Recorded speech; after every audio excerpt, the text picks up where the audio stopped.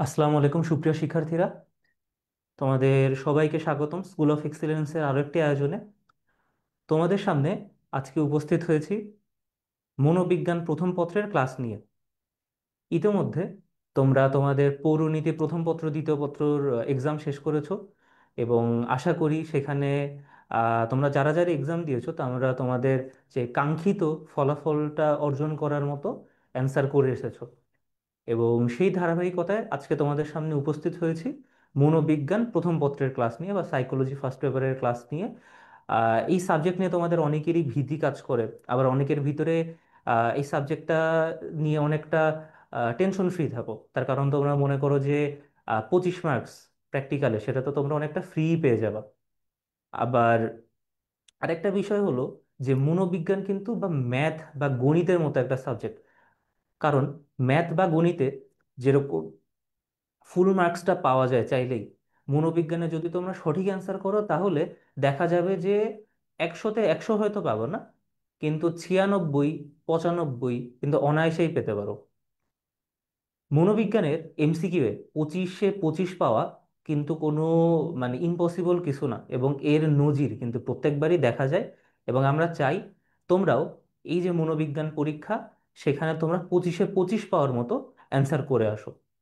সেই কথা মাথায় রেখেই তোমাদের সামনে আজ উপস্থিত হয়েছে মনোবিজ্ঞান প্রথম পত্রের ইম্প্যাক্টফুল এবং বেশ কুইক একটা ক্লাস নিয়ে।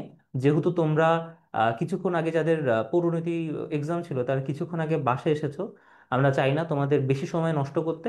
এর জন্য কুইক ইয়েট ইম্প্যাক্টফুল একটা ক্লাস তোমাদের সামনে আমরা হাজির করেছি। তো চলো কথা না বাড়িয়ে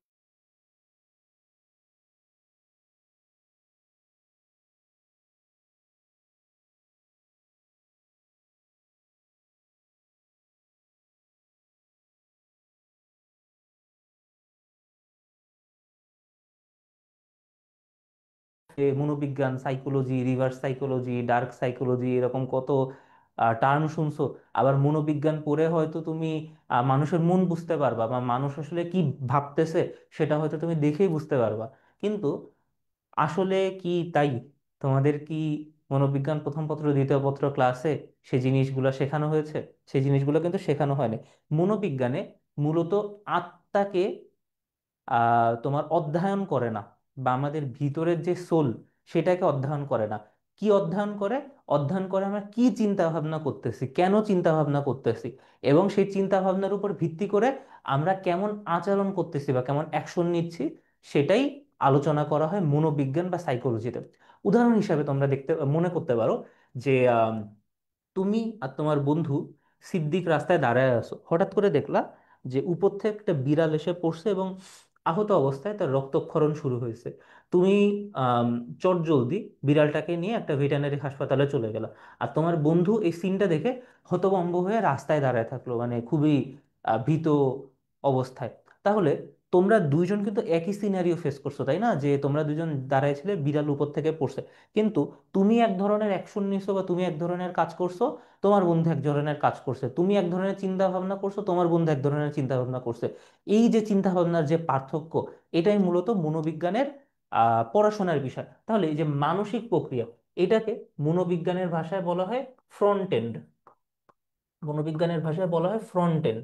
আর তুমি যে কাজটা করো বা তুমি যে কাজটা করবে সেটাকে বলা হয় ব্যাক এন্ড।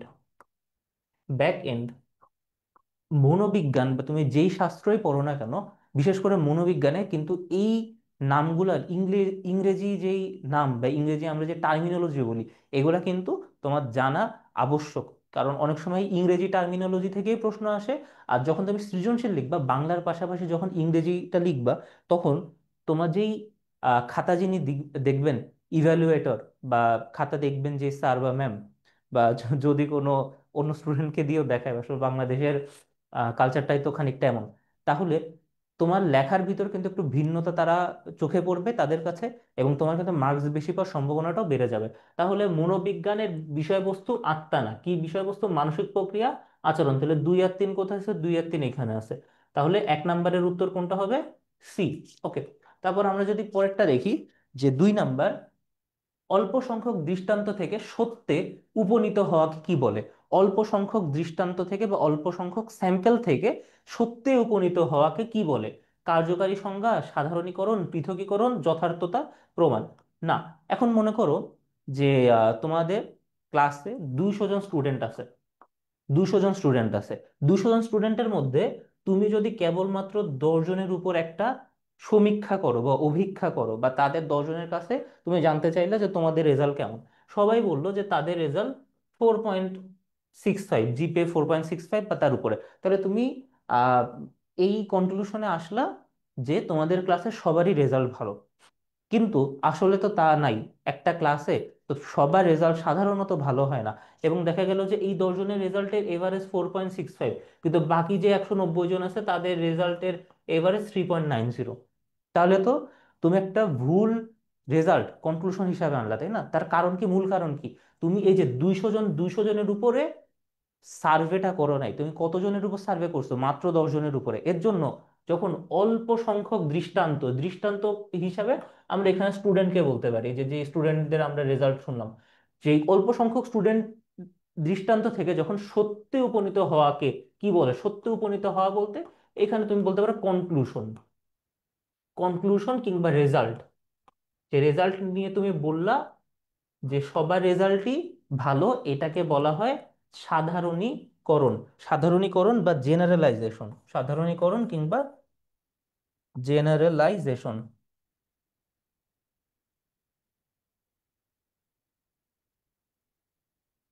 জেনারেলাইজেশন। ওকে। কার্যকারী সংজ্ঞা তো এটা হবেই না। তার কারণ কি, এখানে কি আসলে কোনো সংজ্ঞা দেওয়া হয়েছে বা সংজ্ঞার বিষয়ে বলা হয়েছে? না।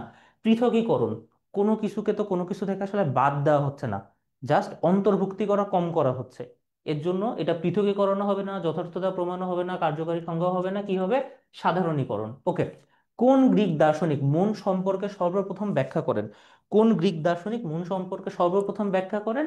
তিনি হলো প্লেটো। এই যে প্লেটো, অ্যারিস্টটল, সক্রেটিস, এই যে তিনজন, এই তিনজনের তোমার হিস্ট্রি বা ইতিহাস, তারপরে মনে করো যে পৌরনীতি বা সিভিক্স, তারপরে মনে করো যে সোশিওলজি বা সমাজবিজ্ঞান, তারপরে তোমার এই যে আজকে আমরা বলতেছি সাইকোলজি, এমনকি মনে করো যে সোশ্যাল ওয়েলফেয়ার, এই সব কয়টা শাস্ত্রতে কিন্তু তাদের অনেক অবদান আছে। অবদানটা কি? তারা হয়তো হিস্টোরিয়ান না, তারা হয়তো তোমার পলিটিক্যাল সায়েন্টিস্ট না, বা তারা কিংবা সোশিওলজিস্ট না, কিংবা তারা সাইকোলজিস্ট না, কিংবা তারা সোশ্যাল ওয়েলফেয়ার এক্সপার্ট না, কিন্তু তারা কি, এইগুলার ফাউন্ডেশনের কথাবার্তা সেই হাজার হাজার বছর আগে তারা দিয়ে গেছে। আচ্ছা, জীবের অন্যতম মৌলিক বৈশিষ্ট্য কি? জীবের অন্যতম মৌলিক বৈশিষ্ট্য কি? উদ্দীপকের উপর প্রতিক্রিয়া করা, আচরণের প্রতিক্রিয়া করা, মানসিক প্রতিক্রিয়া করা, আত্মার প্রতিক্রিয়া করা। তাহলে দেখো, এই যে আমরা একদম প্রথমে যে এক্সাম্পলটা দিলাম না, যে একটা বিড়াল উপর থেকে পড়ছে বা ছাদ থেকে বা অন্য তলা থেকে পড়ছে, তোমরা দুইজন বন্ধু এক একজন এক এক রকম রিয়াকশন করলা, তাহলে উদ্দীপক, উদ্দীপকটা কি? উদ্দীপক হলো গিয়ে বিড়াল উপর থেকে পড়ছে, তো মনে করো যে ক্যাটস অ্যাক্সিডেন্ট। আর প্রতিক্রিয়া কি? প্রতিক্রিয়া একটা হলো তুমি ভেটের কাছে নিয়ে গেলা, আরেকজন হলো গিয়ে স্ট্যান্ড স্টিল অবস্থায় দাঁড়ায় আছে বা চুপচাপ দাঁড়ায় আছে। তাহলে এই যে উদ্দীপক বা ঘটনার উপর তোমাদের প্রতিক্রিয়া বা অ্যাকশন বা আচরণ, এটাই মূলত জীবের অন্যতম মৌলিক বৈশিষ্ট্য। আচরণের প্রতিক্রিয়া করাও সব সময় না, মানসিক প্রতিক্রিয়া করাও সব সময় না, এটা কখনো কখনো। কিন্তু যখন তোমার উদ্দীপকের প্রতিক্রিয়া অপশন আসবে, তখন এই আত্মার প্রতিক্রিয়া, মানসিক প্রতিক্রিয়া, আচরণের প্রতিক্রিয়া, এটা কখনোই কোনো সময় উত্তর হিসাবে থাকবে না। কারণ এইগুলার উত্তর হওয়ার জন্য যে কম্পোনেন্ট, সেই কম্পোনেন্টগুলো কি? কম। আচ্ছা, তারপর আমরা দেখি পরীক্ষণ পরিস্থিতিকে বাহ্যিক চলের প্রভাবমুক্ত রাখাকে কি বলে? আচ্ছা, আগে আমরা এর উত্তরটা দেখি, তারপর একটু আমরা বিশ্লেষণে যাচ্ছি। তাহলে পরীক্ষণ পরিস্থিতিকে বাহ্যিক চলের প্রভাবমুক্ত রাখাকে কি বলে? নিয়ন্ত্রণ। মনে করো যে তুমি 10 জন মানুষের উপর এক্সপেরিমেন্ট করতেছো। 10 জনকে, 10 জনের ভিতর 5 জনকে তুমি আলাদা আলাদা 5টা রুমে রাখছো, এবং বাকি 5 জনকে একটা রুমে রাখছো। এবং রুমটা কেমন? মনে করো যে একটু অন্ধকার মতো, এবং সেখানে খুবই লিমিটেড পরিমাণে খাবার দাবার দেওয়া হয়। এবং মনে করো যে কোনো প্রক্রিয়েশন, কোনো রিক্রিয়েশন, এরকম কোনো ব্যবস্থা নেই। এবং তারা বাইরের পৃথিবীতে কি হচ্ছে না হচ্ছে কোনো কিছু জানে না, এমনকি কয়টা বাজে এবং এটা কি দিন না রাত, বৃষ্টি হচ্ছে না স্নোফল হচ্ছে না ঠাডা পড়া গরম পড়তেছে, এরকম কোনো কিছু জানার কোনো ওয়ে নাই। এখন এরকম অবস্থায় পাঁচজন ইন্ডিভিজুয়াল লোক যাদেরকে আলাদা আলাদা কক্ষে রাখা হয়েছে তারা কেমন আচরণ করবে, এবং যে পাঁচজনকে একসাথে একটা রুমের ভিতরে রাখা হয়েছে তারা কেমন আচরণ করবে, এটাকেই মূলত আমরা পরীক্ষণ বা মনে করো যে টেস্ট হিসাবে দেখতে পারি। এখন এখানে বাহ্যিক চল কি? বাহ্যিক চল হলো তোমার আহ, যে বাইরে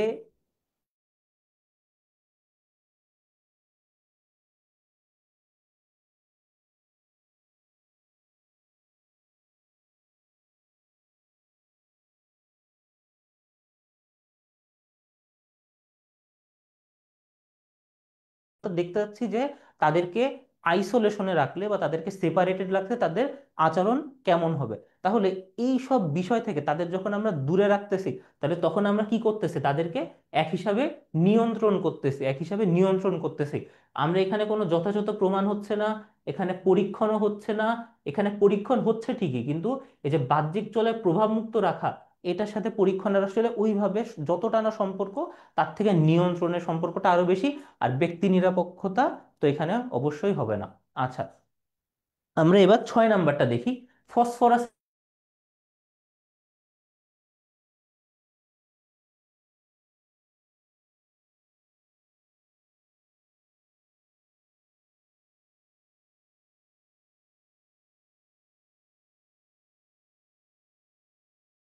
গ্রন্থি, থাইরয়েড গ্রন্থি নাকি অগ্নাশয় গ্রন্থি? এটার উত্তর হবে প্যারা থাইরয়েড গ্রন্থি। মানে এক কথায় প্যারাথাইরয়েড গ্রন্থির যখন ক্ষরণ হয় বা নিঃসরণ হয়, তখন আমাদের শরীরে ফসফরাসের ঘাটতি দেখা যায়। আচ্ছা, তারপরে মানুষের সুষম কাণ্ডে স্পাইনাল নার্ভের কতটা থাকে? এখানে কতটা থাকে? থাকে হলো 31 জোড়া। তাহলে তোমাকে কিন্তু প্রশ্ন এইভাবে দিতে পারে, 31 জোড়া না দিয়ে দেখা গেল তোমাকে দিল 62। তাহলে এটা কিন্তু তোমাদের মাথায় রাখতে হবে, 61 জোড়া কিংবা 62। আচ্ছা, তারপরে দেহর একক কি?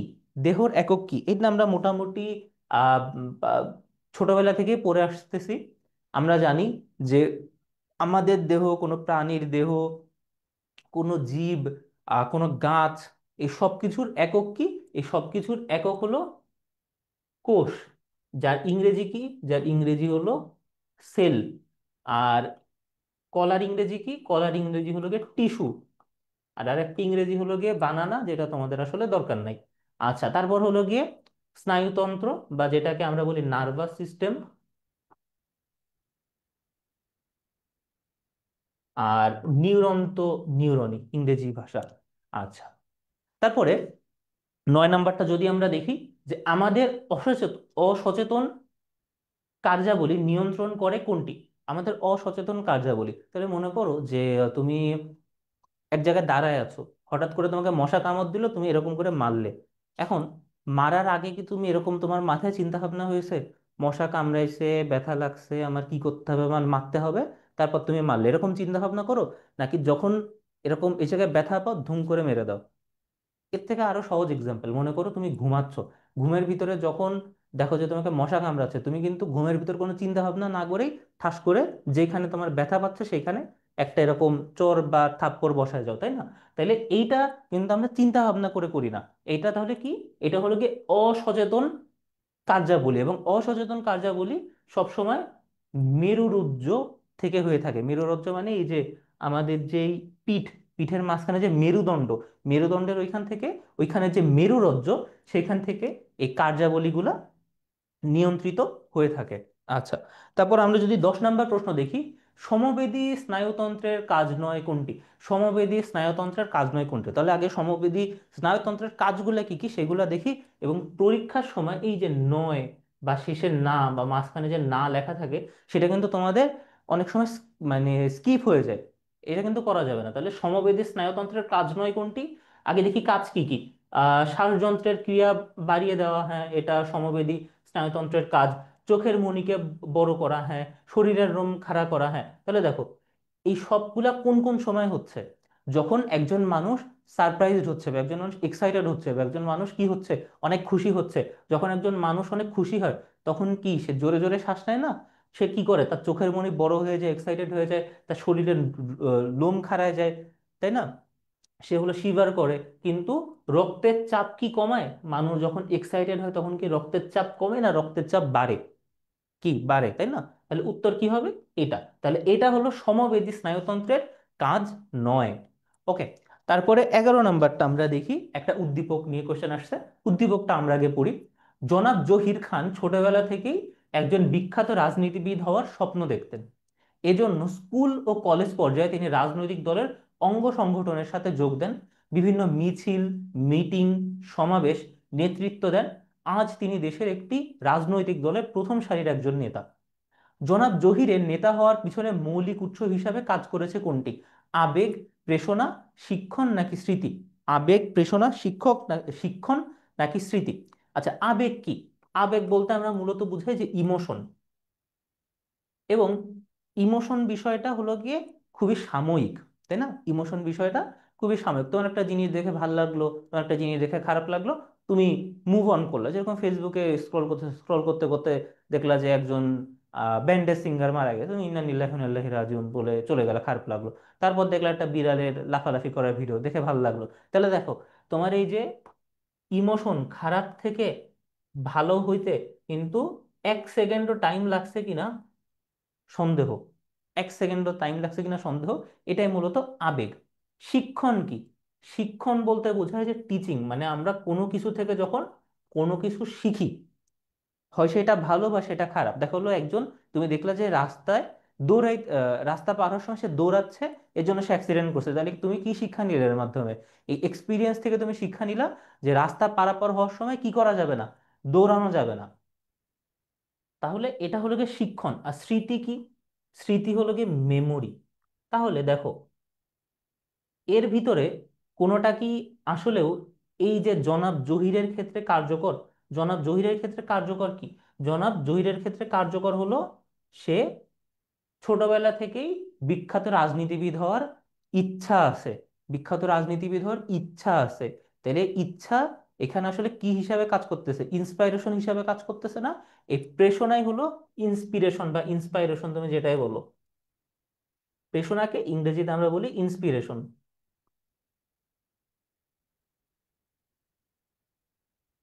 ইন্সপিরেশন। এবং জহিরের ক্ষেত্রে এই ইন্সপিরেশন হয় আসলে তার এখানে মুখ্য ভূমিকা রাখতেছে যে সে যখন ছোট ছিল তার তখন থেকে রাজনীতিবিদ হওয়ার ইচ্ছা।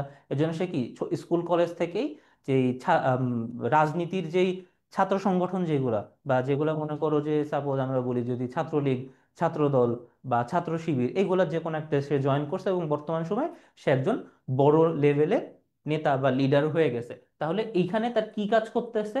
এখানে তার প্রেরণা বা ইন্সপিরেশন কাজ করতেছে। প্রেরণা আবার মোটা দাগে দুই প্রকার। মোটা দাগে কয় প্রকার, কি কি? একটা হলো পজিটিভ, আর একটা হলো কি নেগেটিভ।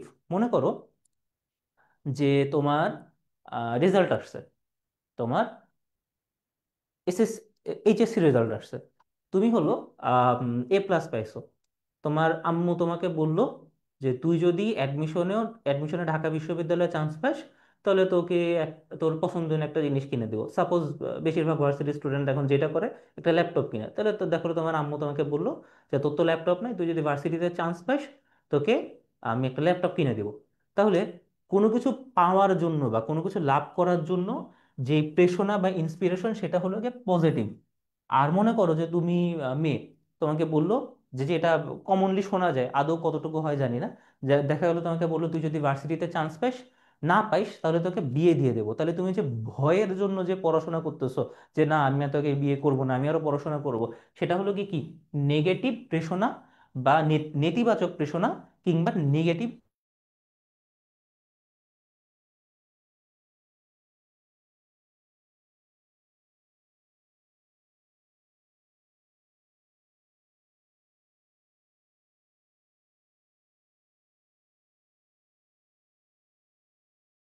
প্রথমে আছে অভাব, দ্বিতীয়তে কি আছে? দ্বিতীয়তে আছে হলো গিয়ে তাড়না। তাড়না।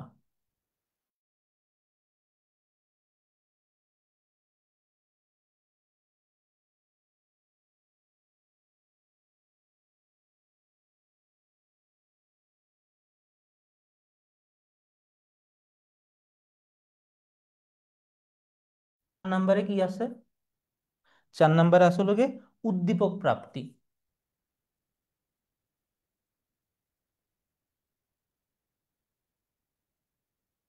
উদ্দীপক প্রাপ্তি। আর 5 নাম্বারে কি আছে? সন্তুষ্টি অর্জন।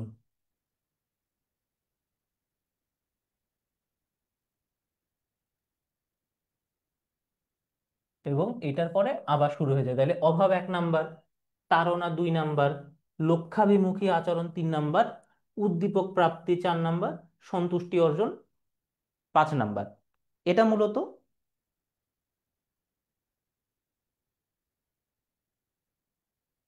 আচ্ছা, সরি, স্লাইডটা মানে ক্যামেরা বন্ধ হয়ে গেছিল এখানে। তোমাদেরকে যেটা বলতেছিলাম আমি মুখে মুখে, সেটাই হলো এখানে সার্কুলার হিসাবে দেখানো হয়েছে যে প্রেষণা চক্র, চক্রের ইংরেজি কি? সার্কেল।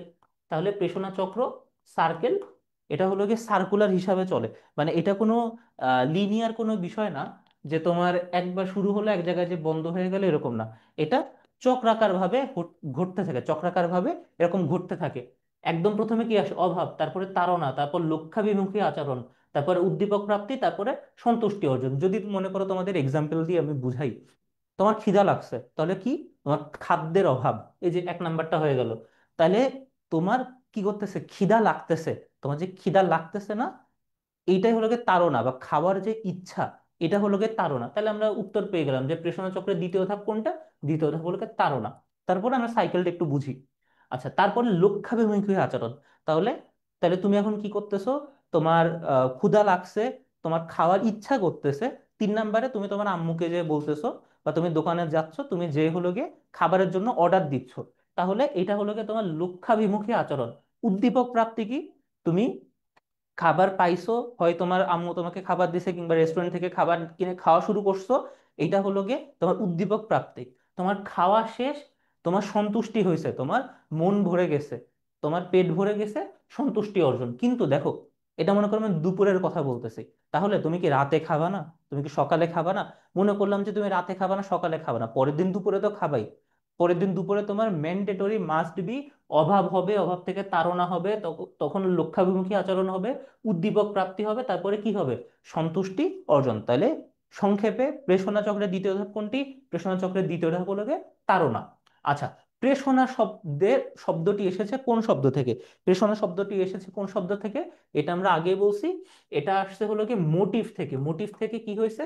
মোটিভ থেকে হয়েছে মোটিভেশন। মোটিভ থেকে হয়েছে মোটিভেশন। আর প্রেষণা বলতে বোঝায় এই মোটিভেশনকেই। আচ্ছা। আচ্ছা, মানুষের আচ্ছা, মানুষের শরীরের স্বাভাবিক তাপমাত্রা কত? মানুষের শরীরের স্বাভাবিক তাপমাত্রা কত, এটা আমরা মোটামুটি সবাই জানি। এটা একটা কমন সেন্স, এটা একটা জেনারেল নলেজ, এটা একটা জেনারেল সায়েন্স। এটা কত? 98.4 ফ্যারেনহাইট। কিন্তু বিষয়টা হলো, আমরা তো ফ্যারেনহাইটে মূলত মাপি, তাই না? কিন্তু তোমাকে দেখো ফ্যারেনহাইট না দিয়ে তোমাকে সেলসিয়াস জিজ্ঞাসা করতে পারে। তাহলে সেলসিয়াস 98.4 ফ্যারেনহাইটের সেলসিয়াস কি হবে? 37.6 সেলসিয়াস। তাহলে দেখো, তোমার যেরকম ফ্যারেনহাইটটা মনে রাখতে হবে, তোমার কিন্তু সেলসিয়াসটা মনে রাখতে হবে। এইগুলার ফ্যারেনহাইট সেলসিয়াস তোমার মনে রাখে আসলে কোনো লাভ নেই। তোমার কোনটা মনে রেখে লাভ আছে?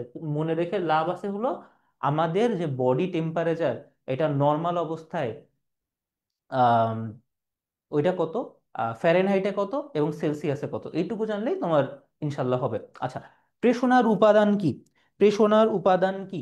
আচ্ছা, প্রেষণার উপাদান, আকাঙ্ক্ষা। হ্যাঁ, আমার কোনো কিছু পার আকাঙ্ক্ষা হচ্ছে, আমি হলো গিয়ে এর জন্য এখান থেকে আমার মোটিভেশন আসতেছে, ঠিক আছে। প্রয়োজন, একটা জিনিসের আমার দরকার আছে বলেই তো আমার আকাঙ্ক্ষা মেজরিটি বার হয়, তাই না? আচ্ছা, অনুভূতি। এখন অনুভূতির বিষয়টা আসলে অনেকে মনে করে যে অনুভূতি তো অনেকটা একই রকম, আবার এখানে 1 2 3 আছে, তাহলে এটাও মনে হয় হবে। কিন্তু আসলে এরকম কিছু না। এখন মনে করো যে দেখো, তোমরা এখানে যারা আছো, ম্যান্ডেটরি বা মোটামুটি সবাই বা ম্যাক্সিমাম সবাই মানবিকের, এবং মানবিকের জন্য বেশিরভাগই, মানে মানবিকের জন্য বলতে গেলে 99%-এরই পছন্দনীয় শিক্ষাপীঠ হলো ঢাকা ইউনিভার্সিটি।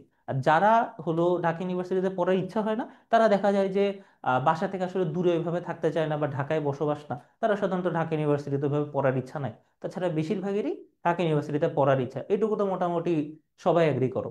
এখন মনে করো তুমি ঢাকা বিশ্ববিদ্যালয়ে আসলে, তুমি ঢাকা বিশ্ববিদ্যালয়ে ঘুরলে টুরলে দেখলে, তোমার দেখে মনে হলো যে না, পরিবেশটা খুব ভালো, দেখে ভালো লাগতেছে, পড়াশোনার পরিবেশ ভালো, এখানে মানুষজনকে খুব উৎফুল্ল লাগতেছে, যদিও কোনোটাই আসলে সঠিক না। তুমি বাইরে থেকে দেখলে তোমার এরকমই মনে হবে যে না, খুব ভালো খুব ভালো, 20 টাকায় টিএসসি তে খাবার পাওয়া যাচ্ছে, 1 টাকায় চা পাওয়া যাচ্ছে, এরকম হাবিজাবি দেখে তোমার ভালো লাগতে পারে, স্বাভাবিক। এখন তোমার এই যে ভালো লাগতেছে, এটা কি অনুভূতি? তোমার যদি ভালো লাগা অনুভূতি পর্যন্তই যদি সীমাবদ্ধ থাকে, তাহলে কিন্তু তুমি ঢাকা ভার্সিটিতে পড়তে চাবা না।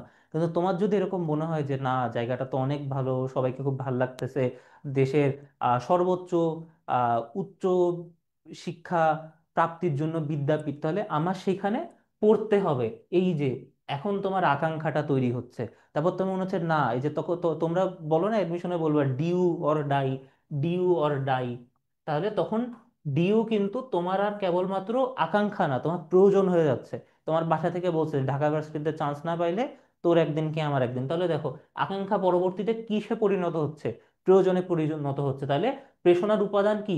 আকাঙ্ক্ষা। প্রয়োজন। অনুভূতি কি? না, অনুভূতি কিন্তু আসলে উপাদান না। অনুভূতি দেখে ভাল লাগতেছে, মুভ অন করলো, কিন্তু এটা থেকে আসলে প্রেষণার ওইভাবে সৃষ্টি হয় না। তাহলে উত্তর কি হবে? 1 আর 2। ওকে। আচরণ পরিবর্তন কেমন হতে হবে? আচরণের পরিবর্তন কেমন হতে হবে? আচরণ বিষয়টা কিন্তু আহ দীর্ঘস্থায়ী, তাই না? মনে করো যে আমি মনে করো তোমার বিষয়ে খোঁজ নিলাম যে নীলিমার আচরণ কেমন। তাহলে তোমার এলাকার লোকজন বললো যে না, মেয়েটা খুব নম্র ভদ্র, পড়াশোনা করে, ধার্মিক, কোনো সমস্যা নেই। তাইলে এই যে এটা কেমন তোমার আচরণ, দীর্ঘস্থায়ী আচরণ। তাহলে স্বল্প সময়ের জন্য তুমি আসলে কি করলা না করলা, এটা কিন্তু তোমার আচরণের মধ্যে পড়তেছে না। স্বল্প সময় যেটা, সেটা কিন্তু আসলে আচরণ না। আর খুবই কম খুবই বেশি তো না। তাহলে আচরণের পরিবর্তন কেমন হতে হবে? দীর্ঘস্থায়ী। বা কোনো জিনিসটা যদি তুমি দীর্ঘস্থায়ীভাবে জিনিসটা চলে, বা তোমার ভিতরে কোনো একটা চেঞ্জ যদি দীর্ঘস্থায়ীভাবে হয়, তখন আমরা সেটাকে বলতে পারবো সেটা তোমার আচরণ। অনিচ্ছাকৃত শিক্ষণকে কি বলে? অনিচ্ছাকৃত শিক্ষণকে কি বলে? অনিচ্ছাকৃত শিক্ষণকে বলা হয় প্রাসঙ্গিক শিক্ষণ। মানে মনে করো যে তুমি একটা স্কুলে, তুমি তোমার কলেজে পড়ো, তুমি তোমার কলেজে আজকে তোমার সাইকোলজি বা মনোবিজ্ঞান ক্লাস আছে, তুমি সেটা পড়তে গেছো। এখন এটা তো তোমার উদ্দেশ্য, তাই না? এটা তোমার উদ্দেশ্য। এবং এটা কি? এটা তোমার ইচ্ছাকৃত শিক্ষণ, মানে যেটা তুমি আসলে শিখতে চাও, ইচ্ছাকৃত শিক্ষণ। ইচ্ছাকৃত শিক্ষণ। কিন্তু তুমি যে কলেজে ঢুকতেছো, কলেজে ঢুকে তোমার যে দারোয়ান মামা আছে বা চাচা আছে বা দাদা আছে বা নানা আছে বা ভাই আছে, তাকে তুমি ঢোকার সময় বলতেছো আসসালামু আলাইকুম ভাই, কেমন আছেন। এই যে দেখো, এটা একটা হলো। তারপর মনে করো যে তুমি লাইব্রেরিতে পড়তে হচ্ছে, লাইব্রেরিতে নির্দেশনা দেওয়া আছে যে জুতা খুলে ঢুকবেন, তুমি জুতা খুলে ঢুকতেছো, বলে ওখানে তারপর বলা আছে জুতা বক্সে রাখবেন, সেখানে রাখতেছো। তুমি হলো গিয়ে লাইব্রেরিতে লেখা আছে যে লাইব্রেরিতে প্রবেশ সময় কোনো কফি, চা বা কোনো খাদ্যদ্রব্য নিয়ে আসবেন না, বা লাইব্রেরিতে হলো গিয়ে নীরবতা পালন করবেন। বা স্কুলে তুমি যখন ক্লাসে ঢুকতেছো, স্যার আসলে তুমি গুড মর্নিং স্যার বা গুড আফটারনুন স্যার বা আসসালামু আলাইকুম স্যার বা নমস্কার স্যার বা আদাব স্যার বলতেছো। স্যার তোমাকে বসতে বলতেছে, তুমি বসতেছো। এইগুলা শেখার জন্য কি তুমি আসলে স্কুলে যাও বা কলেজে যাও? এগুলো শেখার জন্য তো তুমি কলেজে যাও নাই। তুমি কলেজে গেছো কেন? মনোবিজ্ঞানের ক্লাস করতে। কিন্তু অনিচ্ছাকৃত ভাবেও এই বিষয়গুলো তুমি আসলে শিখতেছো না, যে নীরবতা পালন করা, নিয়ম নীতি মেনে চলা, গুরুজনদেরকে সালাম দেওয়া, শিক্ষক ক্লাসে আসলে দাঁড়িয়ে যাওয়া। এই ধরনের শিক্ষণকে বলে প্রাসঙ্গিক শিক্ষণ। মানে একটা জিনিস শিখতে যায়, আরেকটা জিনিস হচ্ছে যে তুমি শিখতেছো, এটাকে বলে প্রাসঙ্গিক শিক্ষণ। আচ্ছা, আইন প্যাভলভ কোন দেশের নাগরিক ছিলেন? আইন প্যাভলভ ছিলেন হলো গিয়ে রাশিয়ান। এখন এই প্যাভলভ বানান এইটুকুতে আসলে কারোর কোনো সমস্যা নেই, কিন্তু এই বানানটা নিয়ে অনেকেরই সমস্যা আছে বা উচ্চারণ নেই। তার কারণ হলো যেহেতু রাশিয়ান, তাদের নামের উচ্চারণটা বাংলাদেশি বা বাঙালিরা যেভাবে উচ্চারণ করে সেভাবে মিলবে না। কিন্তু বিষয় হলো প্যাভলভ কোন কারণে পরিচিত? প্যাভলভ হলো কি এই এক্সপেরিমেন্টের কারণে পরিচিত। এবং এই এক্সপেরিমেন্টের জন্য তিনি কি নোবেল পুরস্কার পর্যন্ত পাইছেন। এক্সপেরিমেন্টটা কি? এটাকে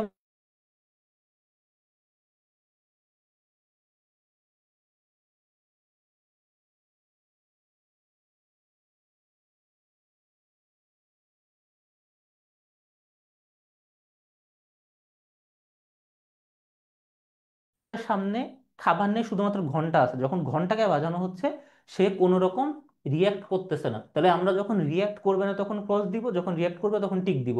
তাহলে রিয়াক্ট করতেছে টিক দিলাম, রিয়াক্ট করতেছে না ক্রস দিলাম। এরপরে যতবার কুকুরকে খাবার দেওয়া হলো ততবার ঘন্টা বাজানো হলো, যতবার কুকুরকে খাবার দেওয়া হলো ঘন্টা দেওয়া হলো, ঘন্টা বাজানো হলো। এরকম মনে করে 1 সপ্তাহ পর্যন্ত চললো। এবং তারপরে 1 সপ্তাহ পর দেখা গেল যে কুকুরের সামনে খাবার দিল না, কিন্তু ঘন্টা বাজানো হলো, কুকুরের লালা পড়া শুরু করলো, বা কুকুরের খাবার যে ইচ্ছা সেটা প্রকাশ পেলো। তার কারণ কি? কুকুর বুঝে গেছে যে ঘন্টা বাজলেই খাবার দেয়, ঘন্টা বাজলেই খাবার দেয়। তখন কুকুর বুঝতে পারলো যে না, তাইলে এটার সাথে এটার একটা সম্পর্ক আছে, যেহেতু ঘন্টা দিছে শুধু খাবার তো দিবেই।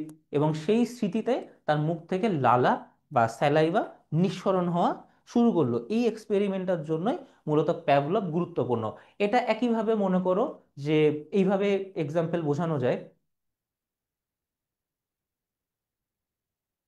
এক্সাম্পলটা এইভাবেও দেওয়া যায় যে তুমি প্রথম প্রথম ক্লাস প্লেতে স্কুলে গেছো, ঘন্টা বাজাইছে স্কুলের প্রথম দিন, তোমার আব্বু আম্মুকেও তোমাকে বলেন যে ঘন্টা বাজালে ক্লাস শেষ হবে, কিন্তু দেখলা ঘন্টা বাজালো, শিক্ষক বললো যে আজকে এই পর্যন্ত, তোমাদের পরবর্তী ক্লাসে দেখা হবে, আসসালামু আলাইকুম বলে চলে গেলা। তাহলে তুমি বুঝলা, ও আচ্ছা, তাহলে ঘন্টা বাজলে ক্লাস শেষ হয়। তাহলে এরপর যখনই ঘন্টা বাজতেছে তুমি মনে করতেছো ক্লাস শেষ, তুমি ব্যাগ খাতা গুছায় বসে পড়তেছো, মানে ব্যাগে ঢুকাচ্ছ, শিক্ষক বললো যে না, আমি আরো একটা ক্লাস নিব।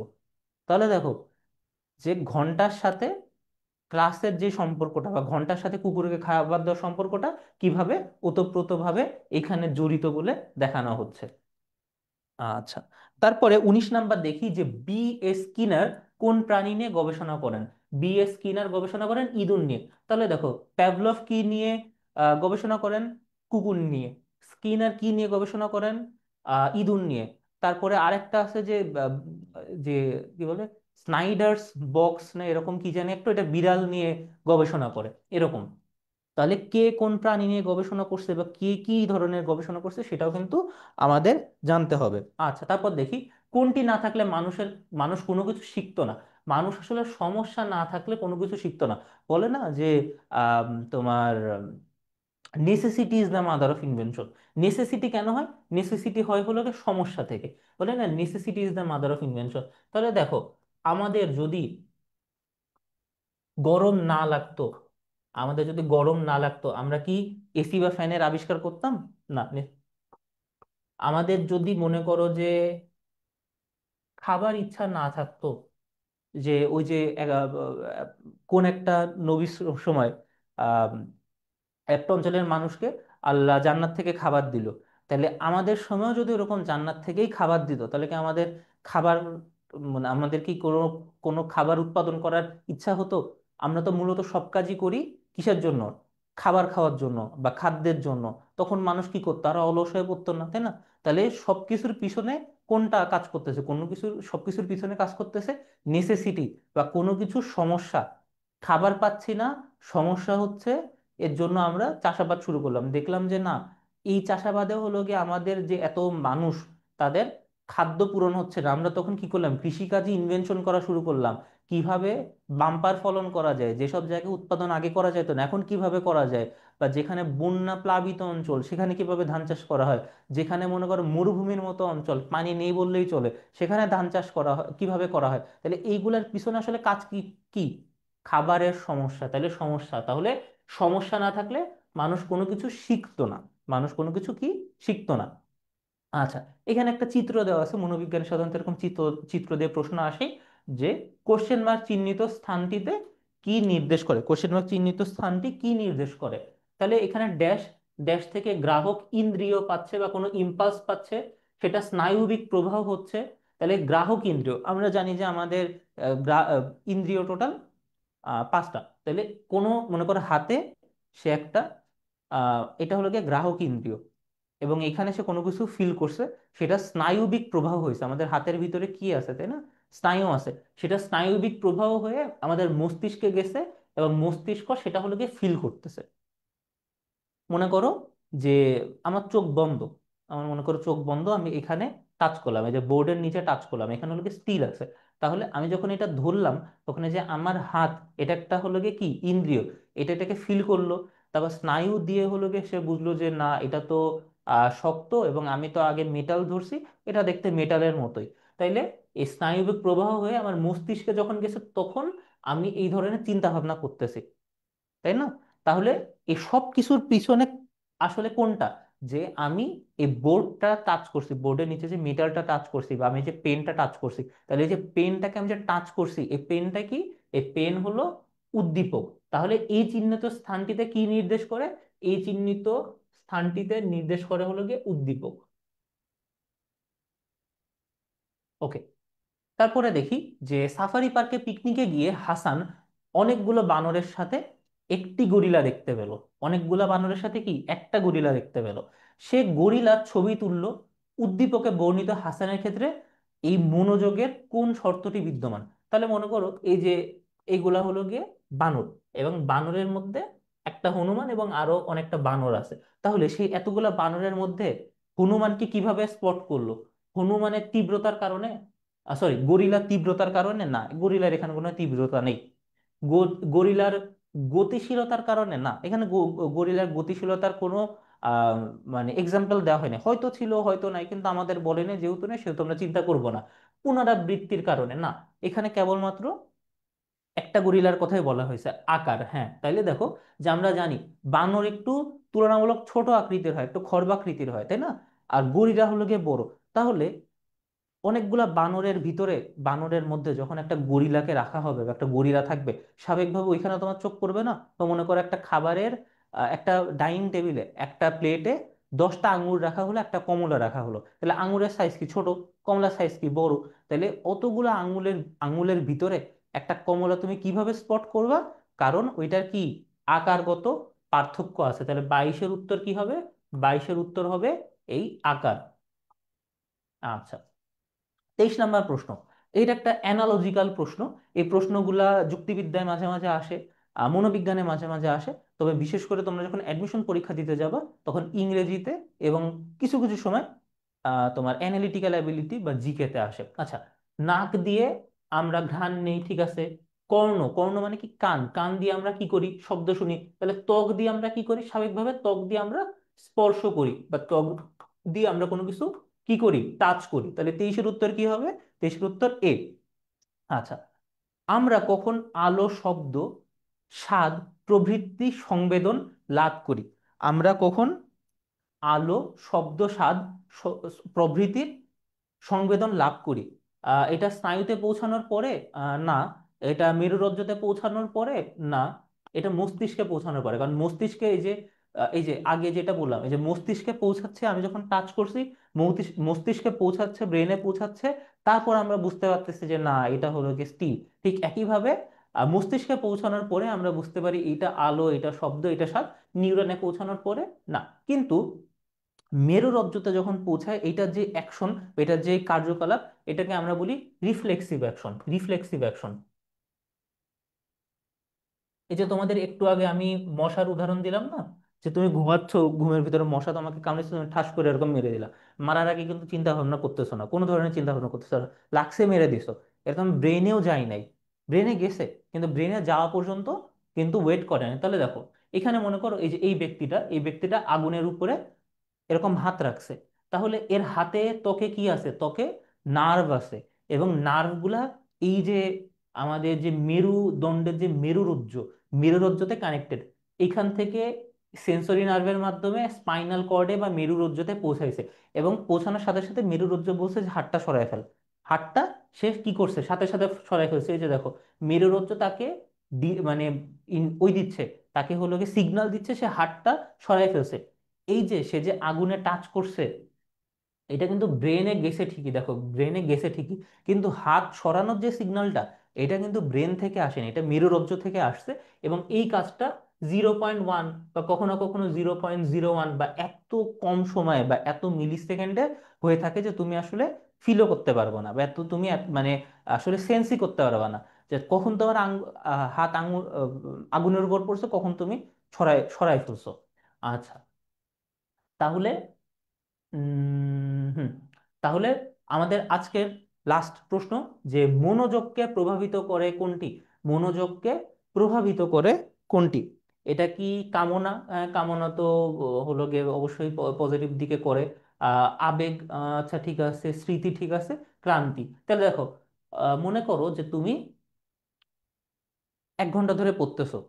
এখন পড়া থেকে, মানে তুমি পড়ায় আর মনোযোগ রাখতে পারবা না কেন? স্বাভাবিকভাবে মনে করো তুমি এমন একটা জায়গায় পড়তেছো যেখানে কেউ তোমাকে ডিস্টার্ব করতেছে না, কেউ তোমাকে কিছু বলতেছে না, কোনো এমন কোনো পরিবেশে তুমি পড়তেছো না যে পরিবেশে আসলে পড়া যায় না। মনে করো খুব এসি রুমের ভিতরে 25 ডিগ্রি সেলসিয়াস তাপমাত্রায় হলো গিয়ে তোমার রুমটা রাখা, কোনো শব্দ নাই, কোনো কিছু নাই, একদম পারফেক্ট, সব পারফেক্ট।